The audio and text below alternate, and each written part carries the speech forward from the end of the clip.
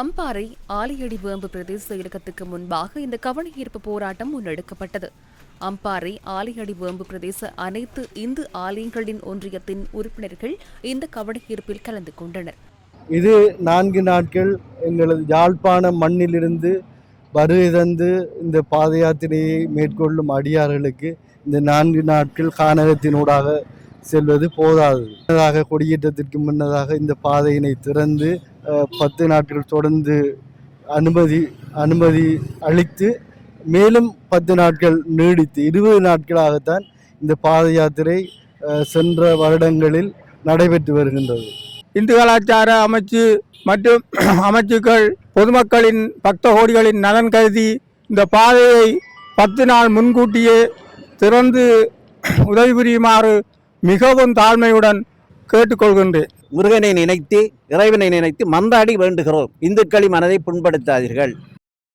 இதனையடுத்து ஆலியடி வேம்பு பிரதேச செயலாளரிடம் தமது கோரிக்கைகள் அடங்கிய மகஜரையும் கவனஈர்ப்பில் ஈடுபட்டவர்கள் கையளித்தனர்.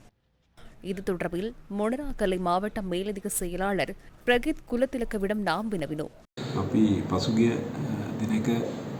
முகாமுக்கு பொறுப்பான அதிகாரி என்ற வகையில் மாவட்ட செயலாளரின் தலைமையில் அனைத்து தரப்பினரின் பங்கு பெற்றதோடு அண்மையில் பெரேரா குழு கூடியிருந்தது.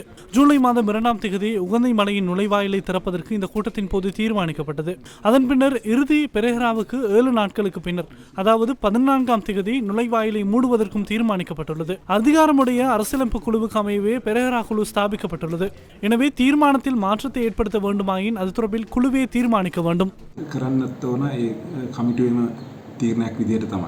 இதேவேளை பாராளுமன்றத்திலும் இது தொடர்பில் இன்று கருத்துக்கள் தெரிவிக்கப்பட்டன. இருந்து வடகிழக்கு பகுதிகளில் இருந்து மக்கள் பாத யாத்திரையாக கதிர்காமத்துக்கு செல்வது வழமை. கதிர்காமம் தமிழர்களுடைய ஒரு பூர்வீக வழிபாட்டு தலம். அவ்வாறு செல்லுகின்ற பொழுது உகந்தை அம்பாறை மாவட்டத்து பொத்துவிலுக்கு தாண்டிய பகுதிகளிலே ஒரு காட்டுப்பாதை ஊடாக செல்வதற்காக பாதைகள் குறிப்பிட்ட காலத்தில் திறக்கப்படுவது வழமை. ஆனால் இம்முறை உரிய காலத்திலே திறக்கப்படாது என்றும் அது காலம் பிந்தி திறக்கப்படும் என்றும் அறிவிக்கப்பட்டு பெரும் குழப்பங்கள் ஏற்படுத்தப்பட்டிருக்கின்றது. அதன் காரணமாக கதிராமத்துக்கு செல்லுகின்ற பக்தர்கள் மோசமாக பாதிக்கப்பட்டிருக்கின்றார்கள். ஆகவே அந்த பாதை 28ஆம் தேதி வழமை போன்று திறக்கப்பட வேண்டும் என்றும் இந்த இடத்திலே உங்களிடம் வினயமாக கேட்டுக்கொள்ள விரும்புகின்றேன். அதுக்குரிய நடவடிக்கைகள் மேற்கொள்ளப்பட வேண்டும் என்றும் கேட்டுக்கொள்கின்றேன்.